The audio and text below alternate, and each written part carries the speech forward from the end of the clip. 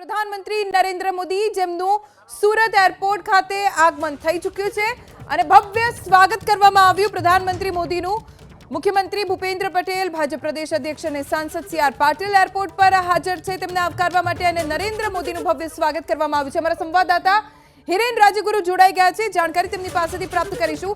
હિરેન, પ્રધાનમંત્રીનું સુરત એરપોર્ટ ખાતે આગમન થઈ ચૂક્યું છે, હવે તેમનો કાર્યક્રમ શું રહેશે અને કેટલી વારમાં રોડ શો ની શરૂઆત થશે?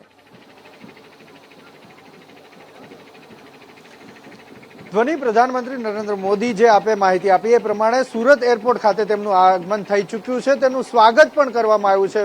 મુખ્યમંત્રી ભૂપેન્દ્ર પટેલ દ્વારા, ગુજરાત ભાજપના અધ્યક્ષ સી.આર. પાટીલ દ્વારા આ સ્વાગત વિધિ જે પૂર્ણ થઈ છે, હવે તુરંત જ સુરતને જે ઇન્ટરનેશનલ એરપોર્ટનો દરજ્જો મળ્યો છે અને એના માટે થઈ અને જે ટર્મિનલ એક્સટેન્ડ કરવામાં આવ્યું છે એ નવનિર્મિત ટર્મિનલનું પ્રધાનમંત્રી નરેન્દ્ર મોદીના હસ્તે લોકાર્પણ થશે અને ત્યારબાદ તુરંત જ પ્રધાનમંત્રી પોતાની ગાડીમાં બેસી અને રોડ શોના માર્ગ ઉપર નીકળશે। આપને દ્રશ્યો બતાવવાનો પ્રયાસ કરશું। મારી પાછળના દ્રશ્યો છે, આ તરફ રોડ રાખવામાં આવ્યો છે, ત્યાં બેરિકેટિંગ કરવામાં આવ્યું છે અને લોકોને ત્યાં ઊભા રહેવા માટેની એક વ્યવસ્થા કરવામાં આવી છે, પરંતુ લોકો પ્રધાનમંત્રી નરેન્દ્ર મોદીને નજીકથી જોવા માટે થઈ અને એકદમ નજીકથી તેની ઝલક મેળવવા માટે થઈ અને રોડ ક્રોસ કરી અને આગળની બાજુએ આવી ગયા છે।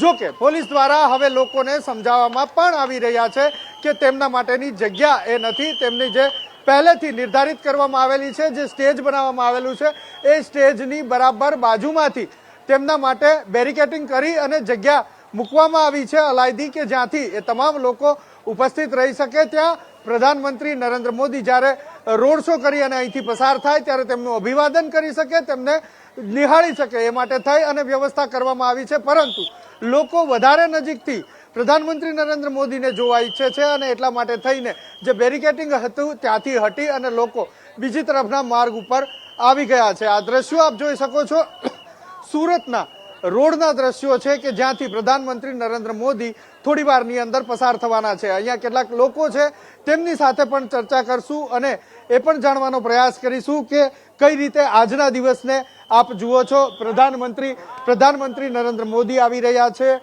બે એવા સોપાનો આજે સુરતને અને સુરત થકી ગુજરાતને અર્પણ થવા જઈ રહ્યા છે। जी, आज सूरत शहर में प्रधानमंत्री जी का आगमन है। हमें बहुत प्रसन्नता है, हमें गर्व है। हमारे विश्व के सबसे लोकप्रिय नेता श्रीमान आदरणीय श्रीमान नरेंद्र भाई मोदी जी हमारे सूरत में आगमन हो रहा है, हम उनका तहे हृदय से स्वागत करते हैं। आप यहाँ पर जनता को देख रहे हैं, कितनी अपार भीड़ है। अपने विश्व के सबसे लोकप्रिय नेता एवं हमारे भारत के प्रधानमंत्री श्रीमान नरेंद्र मोदी जी का हार्दिक दिल से स्वागत करते हैं। उनकी योजनाएं आज लोगों को तक पहुंची हैं, गरीब, किसान, नेता, मजदूर तक पहुंची हैं और आज सब जनता, आज पूरे विश्व और पूरे भारत की जनता उनको फिर से प्रधानमंत्री बनने का सपना देखती है और प्रधानमंत्री फिर से बनेंगे 2024। हिरेन, आपने रोक